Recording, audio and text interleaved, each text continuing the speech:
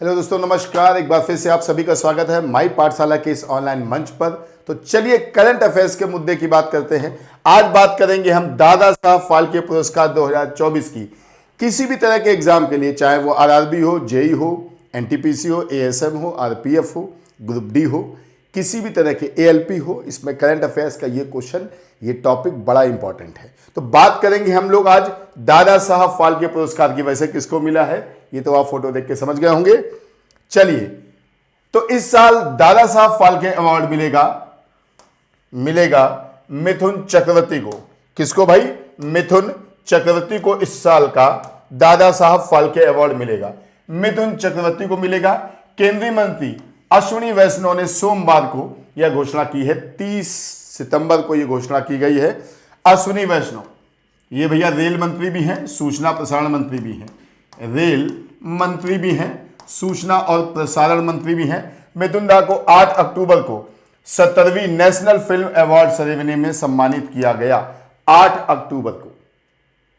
अक्टूबर को मिथुन चक्रवर्ती दादा साहब फाल्के अवार्ड।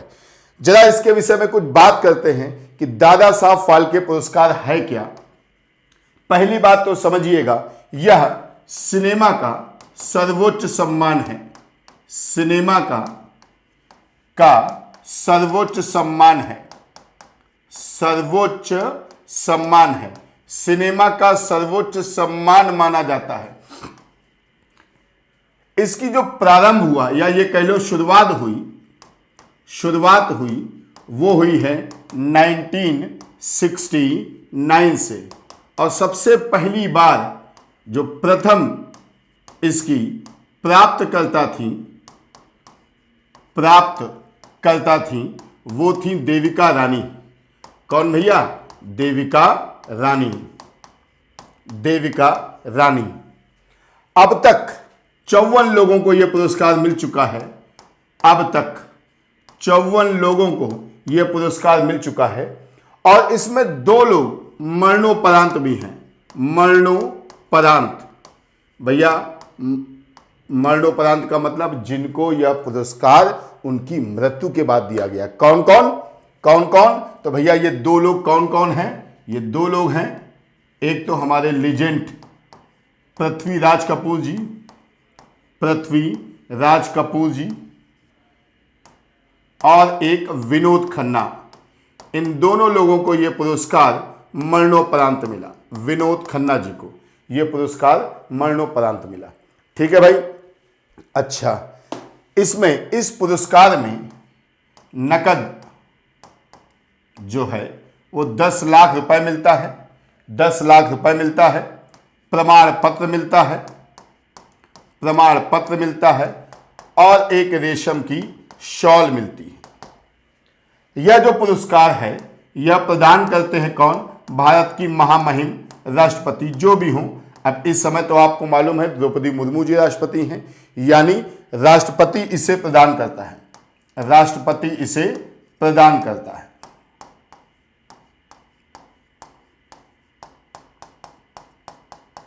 तो भैया हमने क्या पढ़ा? भारतीय सिनेमा का यह सर्वोच्च सम्मान है। इसकी शुरुआत 1969 में हुई थी।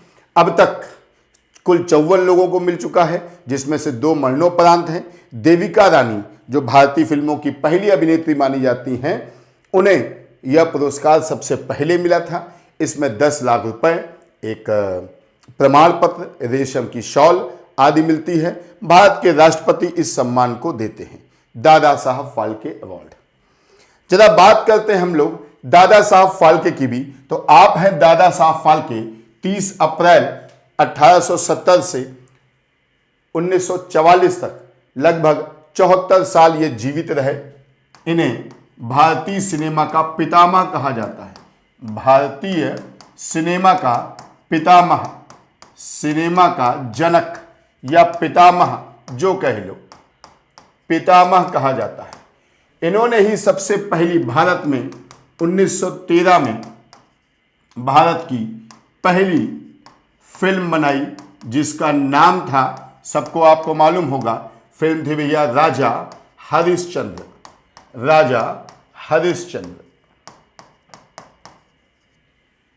लेकिन यह मूक फिल्म थी, मूक फिल्म जिसमें आवाज नहीं होती थी। मतलब आप सोचिए, इतने अपने धुन के पक्के थे कि दिन रात फिल्में देखते थे, कैसे क्या करें क्या नहीं करें। वो जो ये दौर था जब टेक्निक नहीं थी, कुछ नहीं थी, इतना इन्होंने फिल्मों पे ध्यान लगाया कि इनकी आंखों की रोशनी चली गई। कर्जा लेके ये लंदन गए, फिल्म कैसे बनती क्या करती है सीखा, अपने जेवर लेके बेचा और इन्होंने अपनी पत्नी के जेवर बेचे और फिल्म बनाई। और कई सारी फिल्में जैसे जैसे कालिया